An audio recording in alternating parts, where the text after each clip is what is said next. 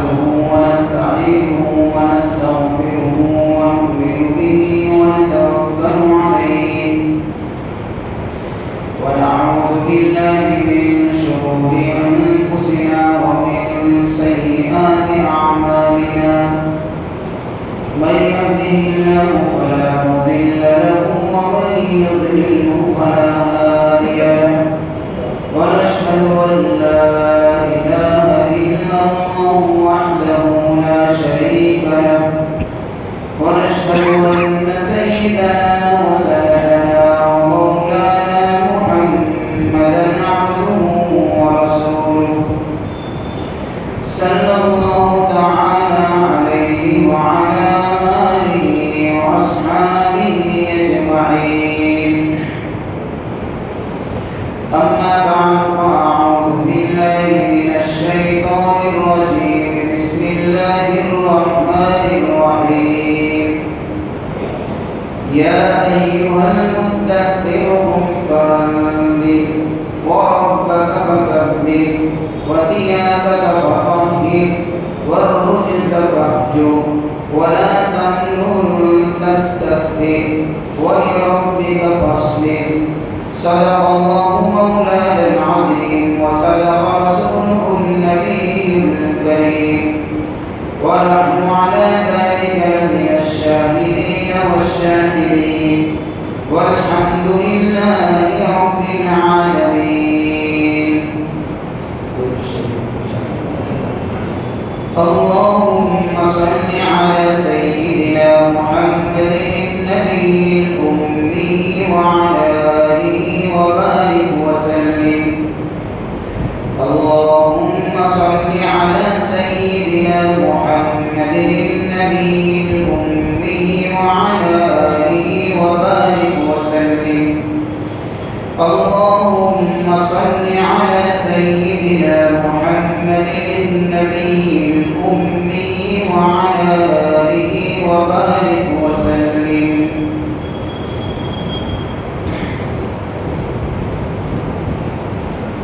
قبیلے قدر محترم دوستوں اور بزرگوں، میں نے آپ حضرات کے سامنے سورۃ المدثر کی شروع کی چند آیتیں پڑھی ہیں. یہ آیتیں سورۃ المدثر کی اس وقت نازل ہوئی جب دوسری مرتبہ وحی کا نزول ہوا اور ہمارے یہاں درس سیرت کے عنوان سے سلسلہ چلتا ہے. آج ہے پارٹ نمبر 15 درس سیرت. گزشتہ پہلی وحی کے متعلق آپ کے سامنے کچھ باتیں میں نے رکھی تھی کہ آپ علیہ السلام کی عمر مبارک جب 40 سال اور 6 مہینے ہو چکی،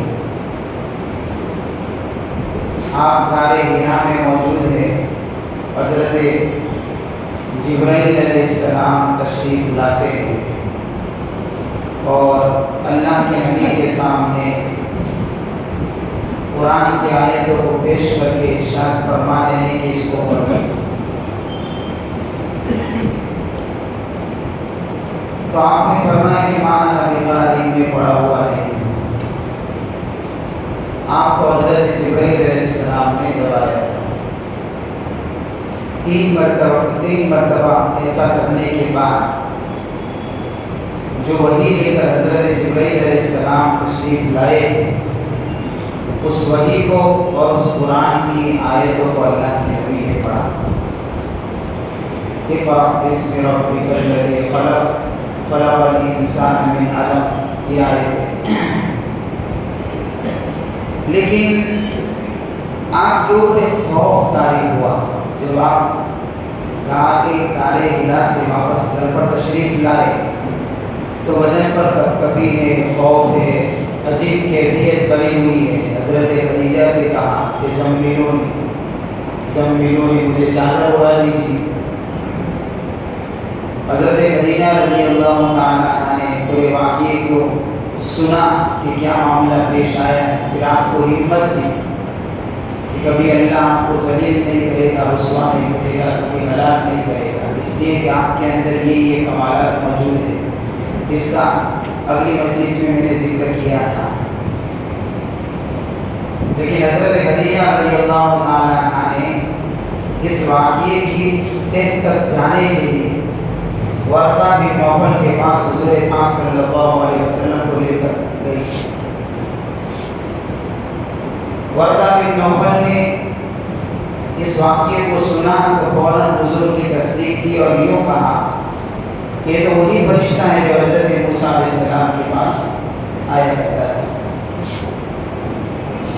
یعنی گویا کہ اشارہ دے دیا کہ آپ ہی آخری نبی ہیں جن کا انتظار کیا جا رہا ہے، اور ایک وقت آئے گا کہ آپ کو آپ کی قوم مکہ شہر سے نکالے گی۔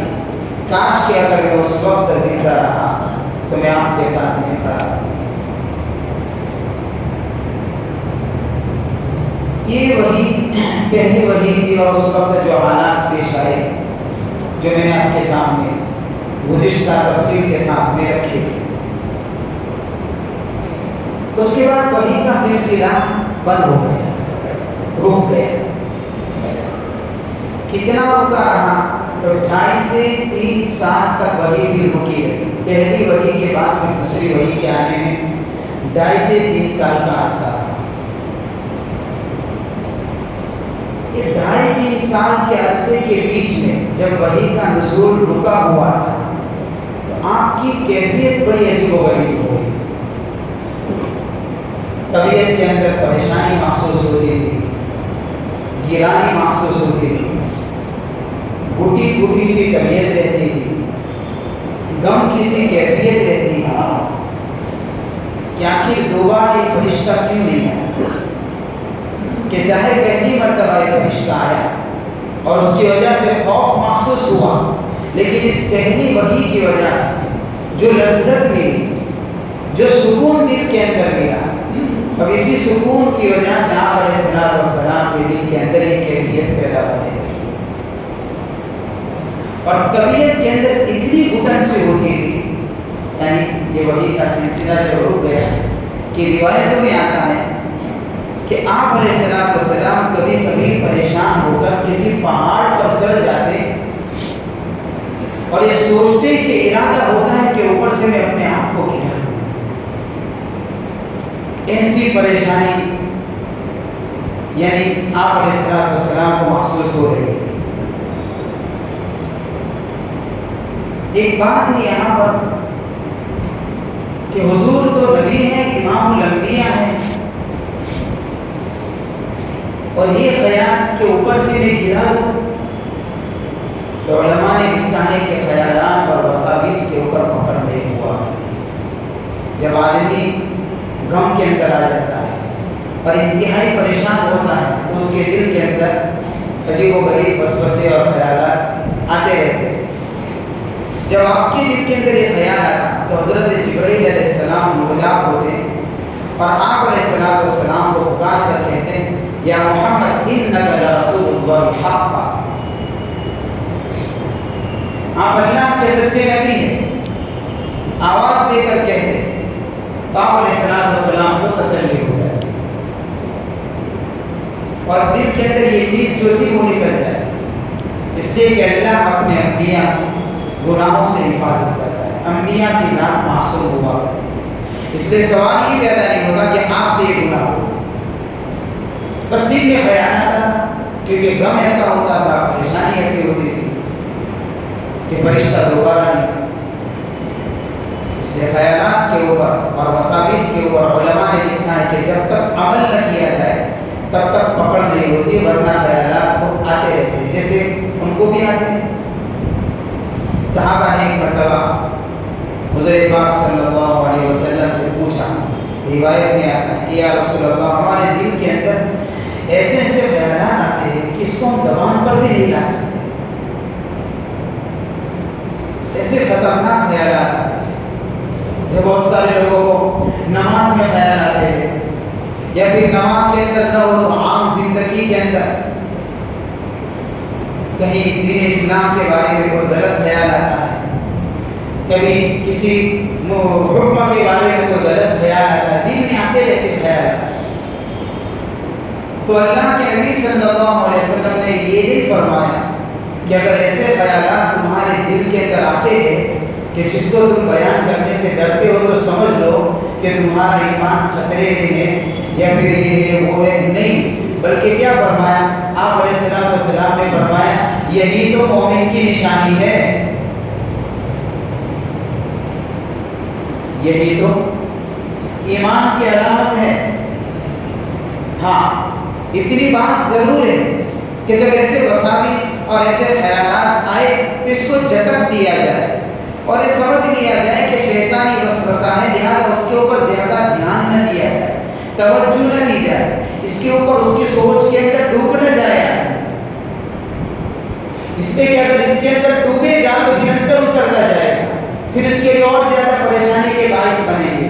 لہذا وساوس کا ایک علاج تو یہی ہے کہ ان کو جھٹک کہ بھائی شیطانی وسوسہ نکال، اس کے اوپر توجہ دینے کی ضرورت ہے.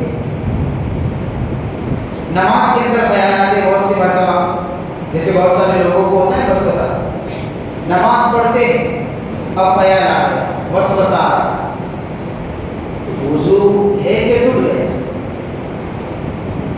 بس جب نماز پڑھیں گے تو ہی ہو گئے. اگر نماز نہ پڑھے تو باہر یہ خیال آتا ہی نہیں کہ وضو ہے کہ ٹوٹ گیا.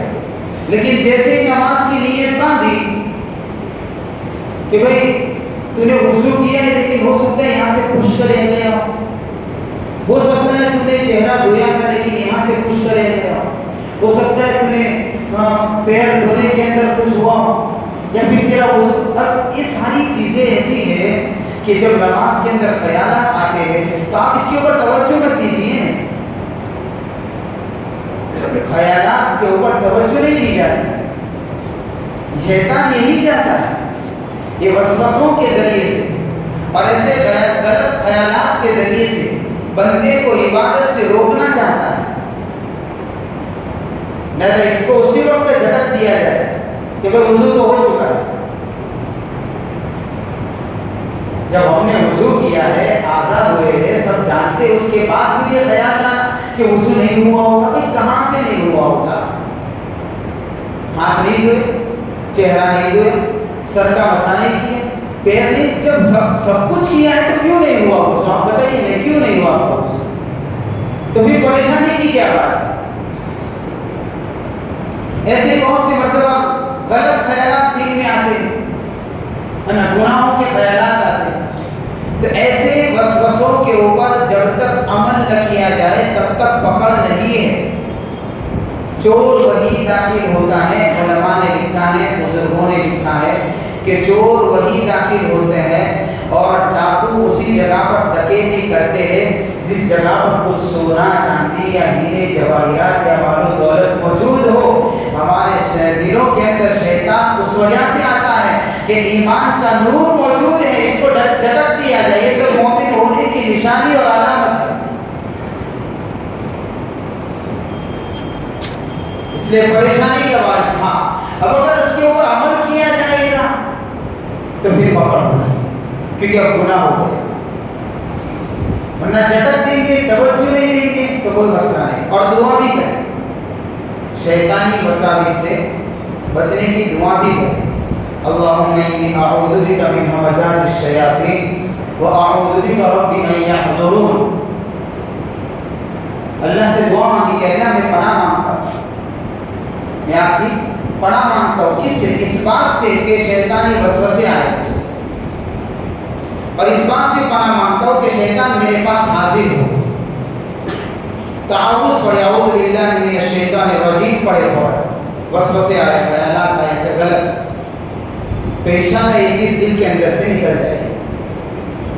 تو خیر میں تو یہ بات کر رہا تھا کہ آپ علیہ السلام کے اوپر جب وحی کا سلسلہ رکا تقریباً 2.5-3 سال تک، تو آپ کے دل کے اندر بھی ایسے خیال آتے تھے کبھی کبھار کہ پہاڑ پر چڑھ جاؤ اور اپنے آپ کو وہاں سے گرا. تو حضرت جبرائیل علیہ السلام آ کر آواز لگاتے یا محمد انک لرسول اللہ حق، آپ اللہ کے سچے پکے نبی ہیں، تو پھر آپ کے دل کو اطمینان ہو جائے. سوال یہ ہے کہ پہلی وحی کے بعد 2.5 یا 3 سال تک وحی کا سلسلہ کیوں رکا رہا؟ کیا وجہ؟ علماء نے اس کی حکمتیں بیان کی ہے. ایک بات تو یہ بیان کی ہے کہ پہلی وحی کی وجہ سے جو شوق پیدا ہوا تھا، جو طلب پیدا ہوئی تھی، اس طلب کے اندر اور زیادتی ہو جائے، اور زیادہ شوق بڑھ جائے. اس شوق کو بڑھانے کے لیے اللہ نے وحی کا سلسلہ روک دیا. اور آپ یہ جو بار بار روایت میں آتا ہے کہ آپ علیہ الصلوۃ والسلام کے دل میں خیال آتا تھا کہ پہاڑ پر چڑھ جاؤ اور اپنے آپ کو گرا دو. آپ کامل یہ بتا رہا ہے کہ آپ انتہائی شوق کے اندر تھے کہ پھر دوبارہ وحی آئے. آپ کے اندر ایسی طلب لگی ہوئی تھی. تو اس وحی کے شوق کو بڑھانے کے لیے، وحی کی طلب کو بڑھانے کے لیے اللہ نے کچھ مدت تک وحی کے سلسلے کو روک لیا. دوسری وجہ یہ بیان کی ہے علماء نے کہ وحی کو اٹھانے کا، اس کے تحمل، اس کے بوجھ کو اٹھانے کی جو صلاحیت ہونی چاہیے، اس صلاحیت میں اور زیادہ نکھار پیدا کرنے کے لیے اللہ نے وحی کے سلسلے کو روک لیا کہ 2.5-3 سال کے اندر میرے حبیب کے قلب اطہر کے اندر وہ صلاحیت پیدا ہو جائے کہ وحی جیسے عظیم بوجھ کو یہ اٹھا سکے. صلاحیت تو تھی، لیکن اس صلاحیت میں اور نکھار لانے کے لیے، اس بوجھ کو اٹھانے کی اور طاقت پیدا کرنے کے لیے اللہ تعالیٰ نے وحی کے سلسلے کو روک لیا. ہاں، اس لیے کہ اللہ نے قرآن میں فرمایا وحی کیا ہے. روایت میں آتا ہے حضرت عائشہ رضی اللہ تعالیٰ عنہ فرما دیا کہ سخت سردی کے موسم کے اندر دیکھا ہے. سخت سردی کے موسم کے اندر کیا دیکھا کہ جب آپ پر وحی کا نزول ہوتا تھا اور وحی کا نزول ختم ہو جاتا، وحی رک جاتی تھی، اس کے بعد آپ علیہ السلام کی پیشانی مبارک پسینے سے شرابور ہو جاتی اور آپ کے پیشانی سے پسینے کے قطرے موتیوں کی طرح ٹپکتے ہوئے ہم دیکھتے تھے. سخت سردی کے موسم کے اندر یہ کیفیت بنتی ہے کہ سردی کے موسم کے اندر کسی کو پسینہ آتا نہیں ہے، لیکن وحی کا بوجھ ایسا کہ سردی کے موسم کے اندر آپ کے اوپر پسینہ آ جاتا ہے. اور دوسری روایت میں آتا ہے کہ آپ علیہ السلام جب کسی سواری پر سوار ہوتے اور وحی کا نزول ہونا شروع ہو جاتا تو یہ سواری، یہ جو جانور ہوتا تھا، یہ وحی کے بوجھ کی وجہ سے دب جایا کرتا. اللہ کا انتہائی عظیم کلام ہے جس کو اللہ نے اپنے حبیب کے قلب اطہر کے اوپر اللہ نے اتارا. ایک صحابی فرماتے غالباً حضرت زید رضی اللہ تعالیٰ عنہ کہ ایک مرتبہ ایسا ہوا کہ آپ علیہ السلام کا مبارک سر میری رانوں کے اوپر رکھا ہوا وحی کا نزول شروع ہو گیا. کیفیت کیا بنی کہ وحی کا بوجھ اتنا محسوس ہوا کہ مجھے لگتا تھا کہ وحی کے بوجھ کی وجہ سے میری ران ٹوٹ جائے گی، میرا پیر ٹوٹ جائے گا. یہ اللہ کی عظیم وحی، یہ کلام الہی ہے. اس کی صلاحیت پیدا کرنے کے لیے، اس کے تحمل کی طاقت پیدا کرنے کے لیے اللہ نے وحی کے سلسلے کو روکا تقریباً 2.5 یا 3 سال. اور اس بات کو اللہ نے قرآن میں بھی بیان فرمایا، اِنَّا سَنُلْقِي عَلَيْكَ قَوْلًا ثَقِيلًا. ہم آپ پر بھاری فرمان اتارنے والے، قولاً ثقیلا، بھاری فرمان اتارنے والے. ہاں، یہ اللہ کا کلام، یہ وہ کلام ہے، یہ عظیم کلام ہے. ایک دوسری جگہ پر اللہ فرماتے لو انزلنا هذا القرآن على جبل لرأيته خاشعا متصدعا من خشية الله. یہ اللہ کا عظیم کلام. اللہ کیا فرماتا، لو انزلنا هذا القرآن، اگر ہم اس قرآن کو اتار دے، على جبل لرأيته، کسی پہاڑ کے اوپر تو دیکھتا خاشعا متصدعا من خشیت اللہ، جھک جاتا اس بوجھ کی وجہ سے، ریزہ ریزہ ہو جاتا اللہ کے خوف سے۔ یہ کلام الہی کا، یہ اس کی عظمت ہے، یہ اللہ کا کلام ہے کہ پہاڑ پتھر کا ہے، اگر اس کے اوپر اللہ اپنے کلام کو اتارتے یہ ریزہ ریزہ ہو جاتا، پتھر بھی اس کو برداشت نہ کر سکتا، اس کے بوجھ کو برداشت نہ کر سکتا۔ اس لیے اللہ نے فرمایا دوسری جگہ پر اِنَّا عَرَضْنَا الْأَمَانَةَ عَلَى السَّمَاوَاتِ وَالْأَرْضِ وَالْجِبَالِ فَأَبَيْنَ أَن يَحْمِلْنَهَا، اللہ نے اس امانت کو پیش کیا زمینوں پر، پہاڑوں پر، آسمانوں پر، ہر ایک نے انکار کر دیا، یہ اللہ اس بوجھ کو ہم نہیں اٹھا سکتے۔ کس نے اٹھایا؟ وَحَمَلَهَا الْإِنسَانُ، اس عظیم کلام کا، کلام الہی کے بوجھ کو اس کمزور سے انسان نے اٹھا لیا۔ یہ بڑا ظالم موجہ ہے قرآن کہتا ہے۔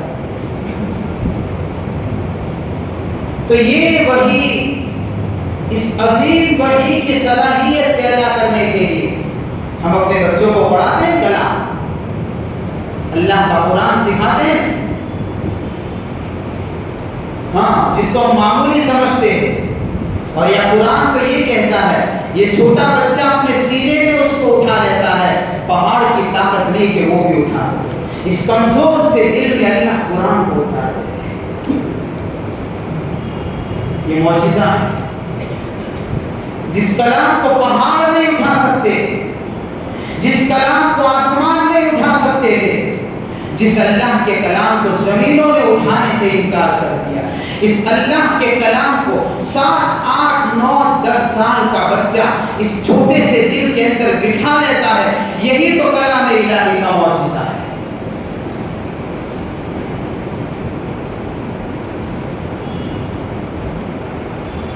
یہی تو کلام الہی کا معجزہ ہے۔ ہاں، اور اس بچے کو ہم قرآن کا جو حفظ کرتا ہے،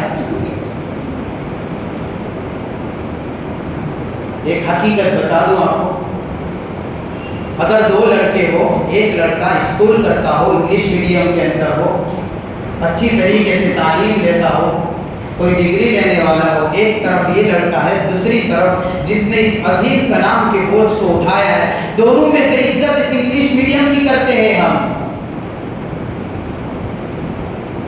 اس کی کرتے ہیں عزت، یہ اسکول جاتا ہے، اس کے کھانے پینے کی توجہ دیں گے، اس کے یونیفارم کے اوپر توجہ دیں گے، یہ تو حافظ صاحب ہے، کیا کریں گے، پھٹے پرانے بھی پہن لے گا۔ تو جانتا کہاں ہے کہ اس نے اٹھایا کیا ہے اپنے سینے میں؟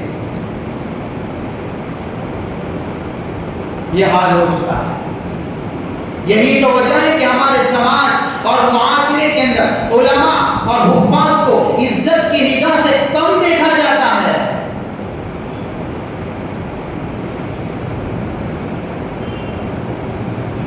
بہت کم عزت کی نگاہوں سے ان کو دیکھا جاتا ہے، ورنہ حال یہ ہے کہ عالم اور حافظ کو تو گاؤں کا کوئی بھی آدمی چاہے دھمکاتا ہے، اس لیے کہ وہ یہ سمجھتا ہے کہ میرا بھی حق بنتا ہے اس کو بولوں گے۔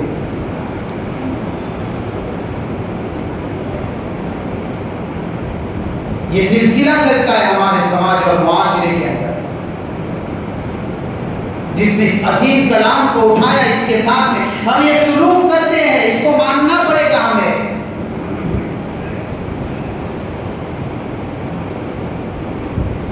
ہر وقت اس کی ٹوک میں لگے رہتے، اس کے پیچھے لگے رہتے، یہ قدم قدم کے اوپر اس کی نگرانی ہم کرتے ہیں۔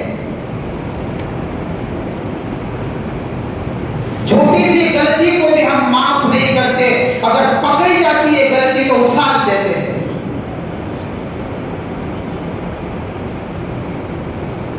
وہ بیچارہ عالم اور اپنے ڈر کے مارے سہم جاتا ہے، تب جاتا ہے۔ جس سماج اور معاشرے کے اندر اہل قرآن کے ساتھ میں یہ برتاؤ کیا جاتا ہو، اس سماج کے اندر وہ قرآنی ہدایت نہیں پھیلا کرتی تھی۔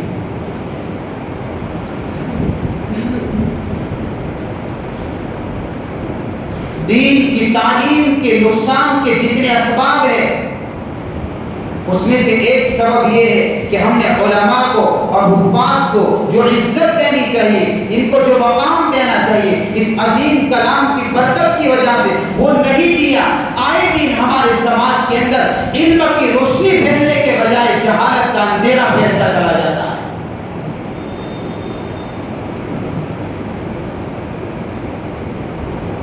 یہ حال ہو چکا ہے۔ خیر میں تو یہ بات کر رہا ہوں، اس عظیم کلام کی صلاحیت پیدا کرنے کے لیے اللہ کی طرف سے وحی کے سلسلے کو روکا گیا تقریباً 2.5 سے 3 سال تک۔ اب دوسری وحی نازل ہوتی ہے۔ ایک مرتبہ آپ علیہ الصلوۃ والسلام مکہ کی ایک وادی میں تھے، آواز آئی، آپ علیہ السلام نے ادھر ادھر نظر دوڑائی، کوئی نظر نہیں آیا۔ پھر یا محمد کی آواز آئی، کوئی نظر نہیں آیا۔ جیسے 3 مرتبہ آواز آئی، آپ نے آسمان پر دیکھا تو حضرت جبرائیل علیہ السلام کو اصلی شکل میں دیکھا، اور آپ علیہ السلام نے جب حضرت جبرائیل کو اصلی شکل میں دیکھا تو پھر خوف سا طاری ہو گیا۔ کیا دیکھا کہ حضرت جبرائیل علیہ السلام آسمان اور زمین کے بیچ کے کرسی پر تشریف فرما ہے، اور مشرق اور مغرب کی جگہ کو پور کر دیا ہے۔ اللہ نے اتنا عظیم بنایا جبرائیل کو، 600 بازو بنائے، 600 پر بنائے، ہر پر مشرق سے مغرب جب کھلتا ہے تو پھیل جاتا ہے۔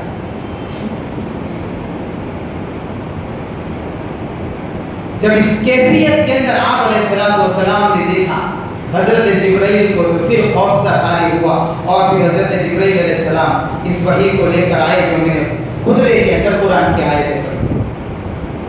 یا ایھا المدثر قم فانذر وربک فکبر وثیابک فطہر والرجز فاہجر ولا تمنن تستکثر ولربک فاصبر۔ یہ وحی ہے، یہ دوسری وحی آپ علیہ السلام کے اوپر دوسری وحی کا نزول ہوا۔ پہلی وحی تعلیم کی تھی، دوسری وحی تبلیغ کی۔ پہلے کہا پڑھو، پھر کہا اب تبلیغ کرو۔ پتہ چلا اللہ جتنا علم دے اس علم کی تبلیغ کرنا ضروری ہے۔ بلغوا عنی ولو آیہ، اگر ایک آیت کا بھی علم ہے تو اس کو امت کے ایک ایک فرد تک پہنچانا ضروری ہے، اس لیے کہ یہی پیغام دیتا ہے۔ پہلی وحی اور دوسری وحی یہی چیز سکھا رہی ہے، اس لیے جو جتنا جانتا ہے ہر ایک کے اوپر تبلیغ ہے۔ دین کی بات کو پہنچانا ہر ایک کی ذمہ داری ہے، صرف مولوی کے اور عالم کی۔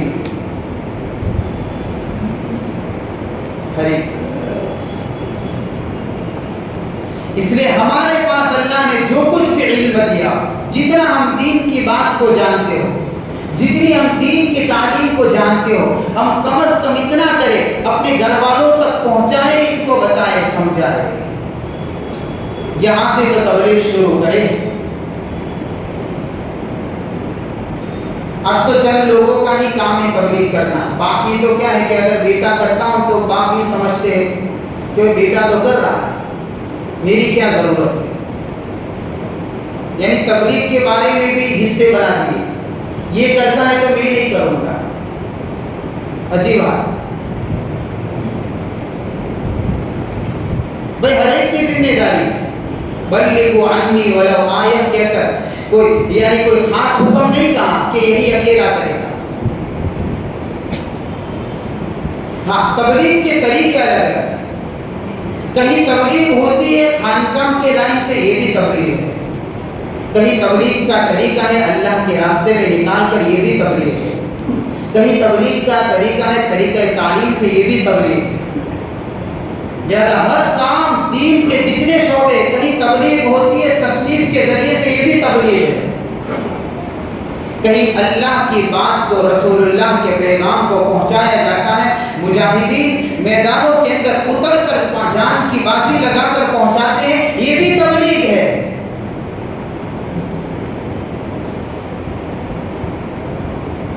یہ بھی تبلیغ ہے۔ لہذا جس طریقے سے بھی اللہ کی بات کو پہنچا سکتے ہیں، امت کے ایک ایک فرد تک پہنچانا لازمی اور ضروری ہے۔ اور یہ سمجھنا بھی غلط ہے کہ صرف یہی تبلیغ ہے، باقی تبلیغ نہیں ہے، تو یہ سمجھنا بھی غلط ہے، یہ سوچ بھی غلط ہے۔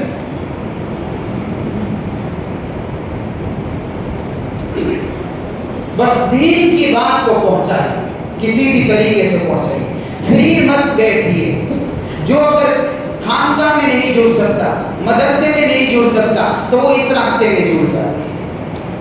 یہاں تو بیٹھے، یہاں تو تبلیغ کرے، یہ نبی کا حکم ہے، یہ اللہ کے نبی کا وہ کام ہے۔ یہ دوسری وحی یہی دکھا رہی، سبق سکھا رہی، یا ایھا المدثر، اے کملی اوڑھنے والے، اے چادر اوڑھنے والے، قم فانذر، اٹھ جائیے، آرام کا وقت چلا گیا، اٹھیے، فانذر، لوگوں کو انجام سے ڈرائیے۔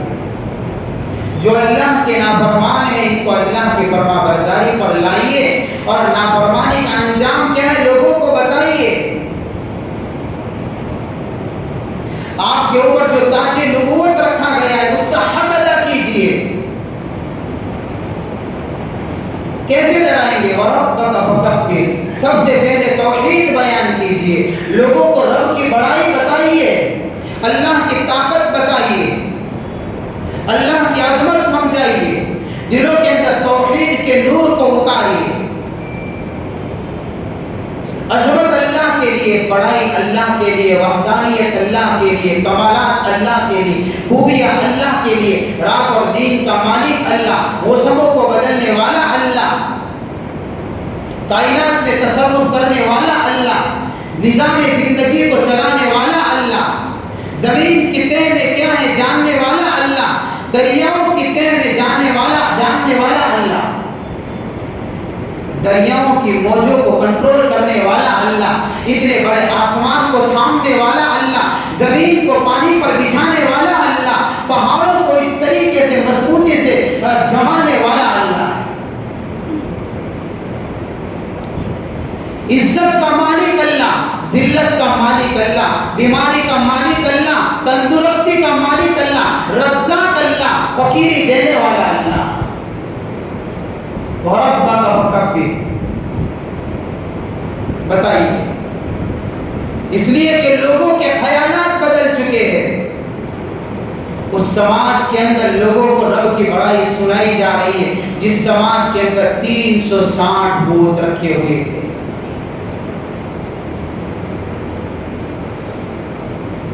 ہاں، آج ہمارے خیالات بدل گئے، ہماری سوچیں بدل گئی،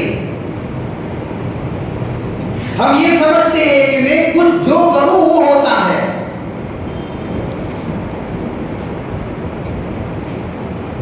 رزق میرے ذریعے سے آتا ہے، عزت اور ذلت کا مالک میں ہوں، کسی کی نوکری کا ٹھیکیدار بھی میں ہوں، یہ میرے ڈرانے سے ڈرے گا، میرے دھمکانے سے کچھ خوف آئے گا۔ تو کسی کا رب نہیں ہے، تجھ سے کچھ نہیں ہو سکتا، تو اپنے لیے بھی پل پل کا محتاج ہے۔ تو نے جس تصور کو جمایا ہے وہ غلط ہے، تیرا تصور، تیرے اوپر کسی کی عزت موقوف نہیں ہے اور تیرے اوپر کسی کی ذلت موقوف نہیں ہے، تیرے اوپر کسی کا رزق موقوف نہیں ہے اور تیرے اوپر کسی کی فقیری موقوف نہیں ہے۔ وَرَبَّكَ فَكَبِّرْ، ڈرائیے، وَثِيَابَكَ فَطَهِّرْ، اور اپنے کپڑوں کو پاک رکھیے۔ اس وقت یہ لوگ اپنے کپڑوں کے بارے میں ظاہری نجاست کے اعتبار سے احتیاط نہیں کرتے، ان کو کہا جا رہا ہے کپڑوں کو پاک رکھیے، ظاہری نجاست سے بھی پاک رکھیے، ہر طرح کی گندگیوں سے اور آلودگیوں سے پاک رکھیے۔ لیکن مفسرین نے اس کا دوسرا مطلب بھی یہ بیان کیا ہے بڑا عجیب مطلب بیان کیا ہے کہ وَثِيَابَكَ فَطَهِّرْ، اپنے کپڑوں کو پاک رکھیے. اس سے مراد یہ ہے کہ اپنے اعمال کو پاک رکھیے. قرآن تعبیر استعمال کرتا ہے کپڑوں کی اور سبب دے رہا ہے اعمال کا. اس لیے کہ جس طریقے سے کپڑا ہر وقت جسم کے ساتھ میں لگا رہتا ہے، صبح شام اس کے جسم کا ساتھی ہے، سردی گرمی کے اندر اس کے جسم کا ساتھی ہے، ہر وقت کپڑا اس کے ساتھ میں لگا رہتا ہے، اس طریقے سے بندے کے ساتھ میں اس کا عمل لگا رہتا ہے. دنیا میں بھی لگا رہے گا، آخرت میں بھی لگا رہے گا. جس طریقے سے کپڑوں کو گندگیوں سے پاک رکھنا ضروری ہے اور کپڑا تیرا ساتھی ہے، اس طریقے سے عمل بھی تیرا ساتھی ہے. اپنے عمل کو ہر طرح کی گندگی سے پاک اور صاف رکھ.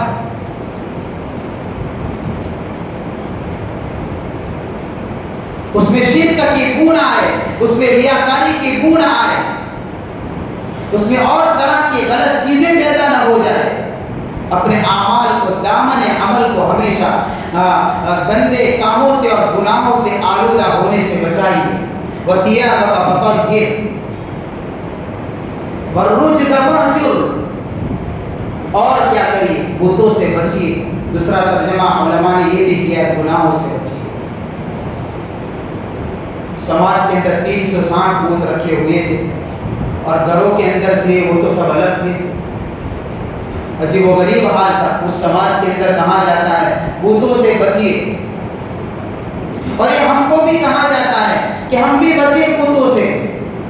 سوال پیدا ہوگا کہ ہمارے پاس بت کہاں ہے؟ کہ ہاں ہے، ہمارے پاس تو ایسا بت ہے وہ ہمارے ساتھ مسجد میں بھی آتا ہے. وہ دنیا کا بت ہے جو دلوں میں لے کر ہم عبادت بھی کرتے ہیں. ان بتوں سے جس طریقے سے بچنا ضروری ہے، یہ دنیا کے بت سے بھی بچنا ضروری ہے.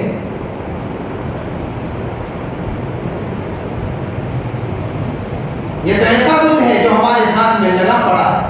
وَالرُّجْزَ فَاهْجُرْ، اس بت کو دل میں جگہ مت دیجیے.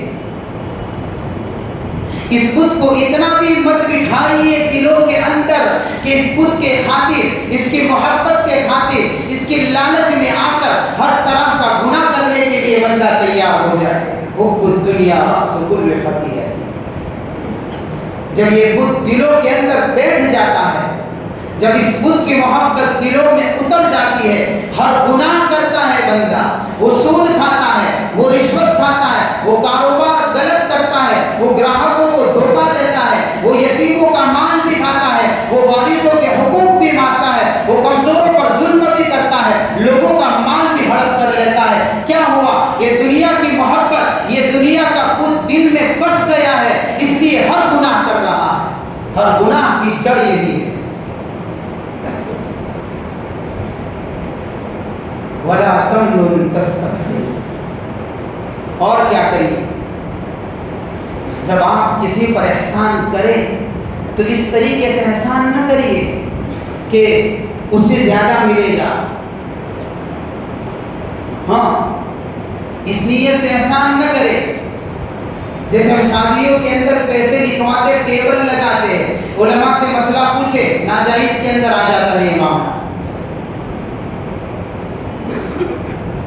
وہ ٹیبل اس نیت سے ہمارا لگتا ہے کہ آج جو آئے گی رقم، یعنی ہم نے لکھوائے تھے تو آج واپس آئیں گے.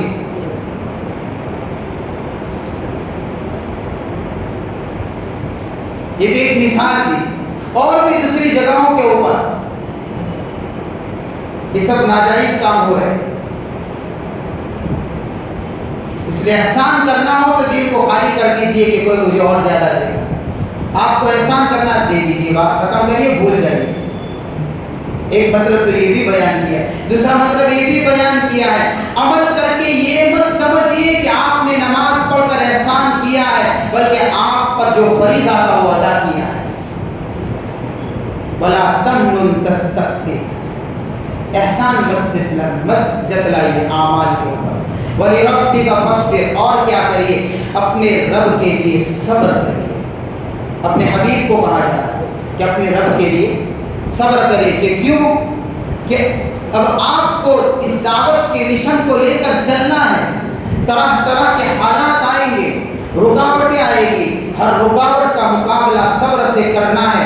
آپ علیہ السلام کے اوپر یہ دوسری وحی تھی جو نازل ہوئی، اور قم فانذر کے اوپر اللہ کے نبی نے وہ عمل کر کے بتایا، اور اس طریقے سے حضور اٹھ کر گئے کہ 23 سال تک آپ علیہ السلام نے پھر آرام نہیں کیا ہے۔ یہ تبلیغ ہے۔ 23 سال تک حضور نے آرام نہیں کیا ہے۔ ایک مرتبہ رب کا پیغام سنا ہے، صرف اٹھ جائیے، تو راتوں کو بھی روئے، در در کی ٹھوکریں کھائے، امت کو سمجھایا ہے، اور ہم تو میٹھی نیند سو جاتے ہیں۔ درس سیرت کا مطلب یہ ہے کہ ہم اس کو پڑھ کر، اس کو سن کر اپنی زندگیوں میں لائے، حضور کی زندگی کو اپنی زندگی کے اندر اپنائے۔ آرام کے لیے نہیں آتا، ایمان والا سونے کے لیے نہیں آیا کرتا، بلکہ اگر نبی کا پیروکار ہے تو وہ درد کے ساتھ میں چلتا رہے گا، اس کی راتیں بھی درد کے ساتھ میں گزرے گی، اس کا دین بھی درد کے ساتھ میں گزرے گا۔ کسی کے لیے بھی تو دل میں تڑپ ہوگی، ہاں، یہ دل بنایا ہی تو اسی لیے ہے کہ کسی کے لیے تڑپے۔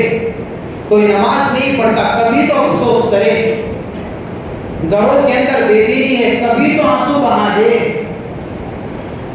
اپنے بیوی بچوں کے لیے کبھی تو دو آنسو بہا کر اللہ کے سامنے روئے تو صحیح، جس کے ہاتھ کا ہم کھانا کھاتے ہیں، جس سے پوری زندگی خدمت دیتے ہیں، یہ حال ہو چکا ہے کہ اس سے ہر کام نکلواتے ہیں، لیکن کبھی اس کے ساتھ میں یہ درد کا اظہار نہیں کیا ہے۔ کبھی اپنے بچوں کی کمائی کھا لی ہم نے، لیکن کبھی بچے کے لیے روئے نہیں ہے کہ تو بے دین۔ یہ قم فانذر نہیں ہے، یہ اٹھ کر ڈرانا نہیں ہے۔